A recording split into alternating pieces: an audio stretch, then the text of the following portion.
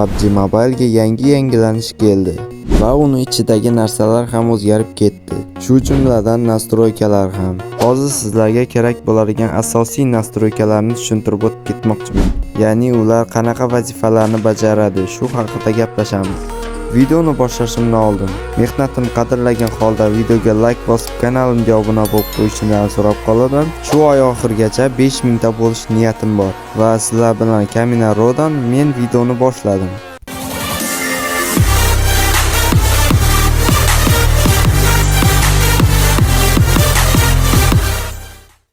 Xo'sh, birinchi nastroykamiz bu chapdagi o't ochish tugmasini ko'rsatish.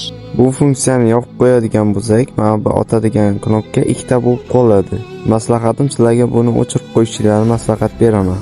Keyingi nastroykamiz bu surma zatvorli miltiq va arbalet otish rejimi. Buni keyingisiga o'tkazib qo'ysak, otadigan knopkani bosishimiz bilan trisel ochiladi. Bu narsa ham umuman kerak yo'q, faqat xalaqit beradi. Sizlarga maslahatim buni ham o'chirib qo'yganlaring ma'qul. Keyingi nastroykamiz sochma miltiq otish rejimi. Buni qo'yib yuborish degan tarafga o'tkazib qo'ysak, trabashka orужияlarda otadiganni bosib turib qo'yib yuborgandan keyin o'q otiladi. Bu nastroykamiz ham bizga umuman kerak yo'q. Keyingi nastroykamizga o'tamiz. Nishonga olish rejimi. Bu yerdan 3-siga o'tkazib qo'ysak, nishonga olish uchun priselni bir marta bosishni o'zi yetadi.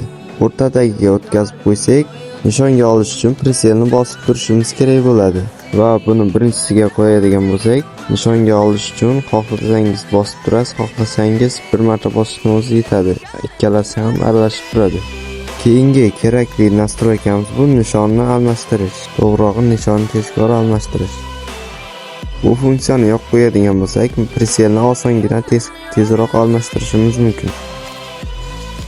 Keyingi funksiyamiz bu poylash, ya'ni mana bunaqa qilish. Buni pastdagi nastroykalari tegishga o'tkazib qo'ysak, poylash uchun bir marta bosishimiz kerak bo'ladi.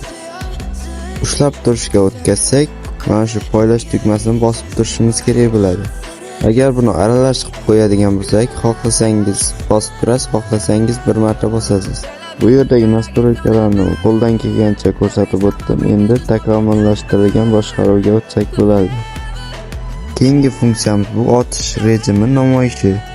Buni ajratish deganga o'tkazib qo'ysak, mana bu narsani xohlagan joyimizga olib qo'yishimiz mumkin. Keyingi funksiyamiz bu sakrash va tirmashishni ajratish. Buni ajratib qo'yadigan bo'lsak, mana bu sakraydigan narsa ikkita bo'lib qoladi. Pastdagisini bosadigan bo'lsak, faqat sakrab turadi. Tepasidagidan bossak, shunaqa joylarga tirmashib chiqib ketishimiz mumkin. Keyingi funksiyamiz bu giroskop. Agarda siz giroskopni yoqishni bilmasangiz, shu joydan doim yoniqqa o'tkazib qo'yasiz. Agar siz stream qilmoqchi bo'lsangiz, YouTube kanalingizni raqam bilan tasdiqlashingiz kerak. Lekin sizning raqamingiz u yerdan o'tmayaptimi? Men sizlarga yordam beraman.